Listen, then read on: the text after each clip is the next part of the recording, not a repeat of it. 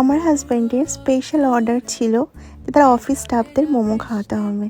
তো আমি রীতিমতো চলে গিয়েছি সুপার মার্কেটে, ওখান থেকে কিছু সবজি নিয়েছি, কন্টেনার কিনে বাড়ি চলে এসেছি।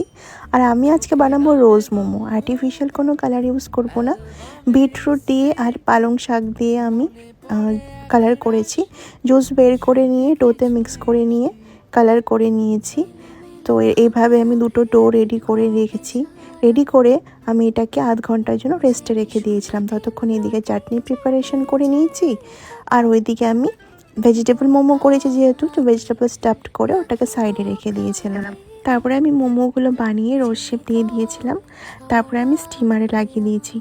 আমার কাছে স্টিমার নেই, তো আমি একটা বড় পটের মধ্যে জল নিয়ে ওই স্টেনলেস স্টিলের একটা গামলা দিয়ে তারপর ওটা বসিয়ে ওটার মধ্যে ঢেকে দিয়েছিলাম।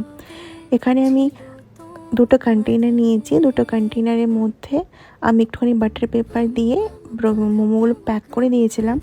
আমি 10টাই মাত্র রোজ মোমো করেছিলাম, আর বাকি নর্মাল, বাকিগুলো আমরা খেয়ে নিয়েছিলাম। তো 4টে মোমো প্যাক করে দিয়েছি আর চাটনি। আমি যেহেতু মোমোগুলো আমার নেপালি ফ্রেন্ডের থেকে শিখেছি, তো সবাই খেয়ে ভালোই বলে, তার জন্য অফিস থেকে ওদের রিকোয়েস্ট ছিল। কেমন লাগলো জানিও। Thank you.